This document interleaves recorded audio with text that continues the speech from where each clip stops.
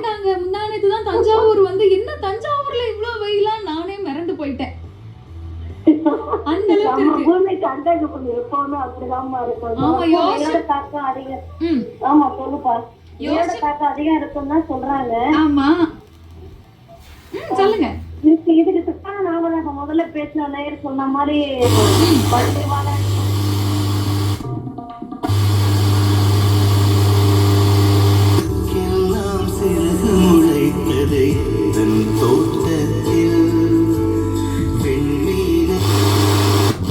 சூப்பருங்க. சோ இது மாதிரி ஒவ்வொருத்தருமே மேக்ஸிமம் நம்ம வீட்ல இருக்கவங்களோட நம்பர் அண்ட் எமர்ஜென்சிக்காக ஒரு 2 ஃப்ரெண்ட்ஸோட நம்பர் வந்து எப்பவுமே தெரிஞ்சு வச்சுக்கணும். அதை மட்டும் மைண்ட்ல வச்சுக்கோங்க. வீட்ல ஃபேமிலி மெம்பர்ஸ் நம்பர் அண்ட் ரொம்ப க்ளோஸ்டா ஒரு 2 பேர் நம்பர். அதுக்குன்னு கால் பண்ணா எடுக்காத ஃப்ரெண்ட் இல்ல, எப்ப கால் பண்ணாலும் எடுக்கிற ஃப்ரெண்டோட நம்பர் தெரிஞ்சு வச்சுக்கோங்க, மைண்ட்ல ஸ்டோர் பண்ணி வச்சுக்கோங்கன்னு சொல்லிட்டு இப்போ உங்களுக்காக வேலைக்காரன் படத்துல இந்த சாங் கொடுத்துறேன். கேளுங்க கேளுங்க, கேட்டுக்கிட்டே இருங்க.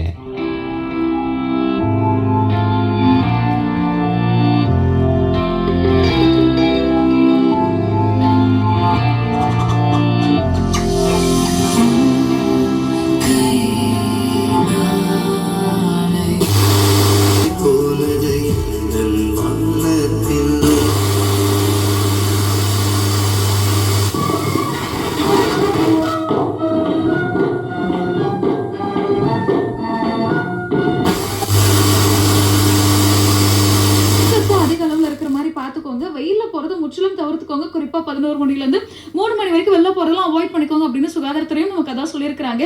சோ வெயில் அடிக்கதான் செய்யுது, நம்ம தான் வந்து எதிர்நீச்சல் போட்டே ஆகணும்னு சொல்றேன். நிறைய ஈவினிங் மீட்டர் தெரிஞ்சுக்கலாம். அடுத்த நிகழ்ச்சி பற்றிய அறிவிப்பு சில நொடிகளில் தொடரும். இனி தமிழில் செய்திகள் இடம்பெறும். பள்ளி செய்தி சுருக்கம் வாசிப்பவர் வசுந்தரா முரளிதரன். மகளிருக்கு 33% இடஒதுக்கீடு வழங்கும் மசோதா தோல்வி அடைந்தது. இதையடுத்து மக்களவை நாளை வரை ஒத்திவைக்கப்பட்டது. ஹோர்முஸ் நீரிணை திறக்கப்படுவதாக ஈரான் அறிவித்துள்ளது. இஸ்ரேல் லெபனான் இடையே சண்டை நிறுத்தம் அறிவிக்கப்பட்ட நிலையில் அனைத்து கப்பல்களும் ஹோர்முஸ் நீரிணை பதற்றம் காரணமாக இதுவரை 2361 இந்தியர்கள் ஈரானிலிருந்து இந்தியாவிற்கு பத்திரமாக அழைத்து வரப்பட்டதாக மத்திய வெளியுறவுத்துறை செய்தி தொடர்பாளர் திரு ரந்தீர் ஜெய்ஸ்வால் கூறியுள்ளார். இதில் 2060 பேர் அர்மேனியா வழியாகவும் 301 பேர் அசர்பைஜான் வழியாகவும் அழைத்து வரப்பட்டதாக கூறியுள்ளார்.